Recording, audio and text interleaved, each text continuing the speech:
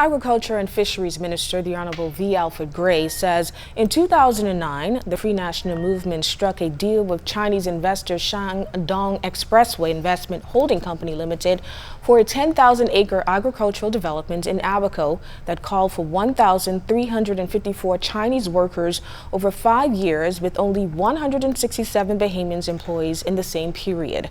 Gray's revelation comes after opposition leader Dr. Hubert Minnis called for his resignation following what government has stated was a misleading headline in the Nassau Guardian that suggested it was reviewing a $2.1 billion Chinese proposal for 10,000 acres of crown land in Andros. While Gray admitted he gave Chinese Ambassador Paul Andy Gomez permission to hold discussions with investors, the minister says there is no deal and discussions have not even been held.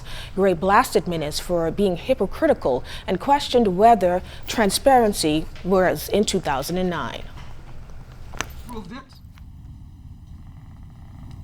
Mr. Minnis said he didn't mind discussing it, but it was not brought to Parliament.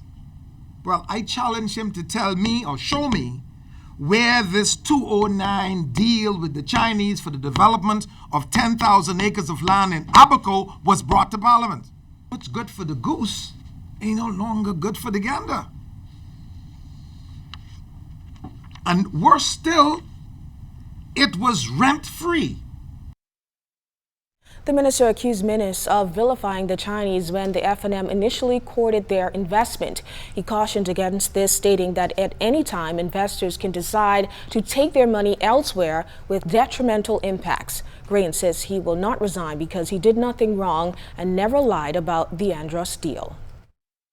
The contents of the letter was published, and those who are willing to read it ought to read it in its entirety, because the penultimate paragraph of that letter spoke to the fact that fishing in the Bahamas is reserved for Bahamians only, and fishing was non-negotiable.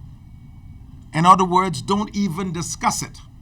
That's what my letter said to the ambassador.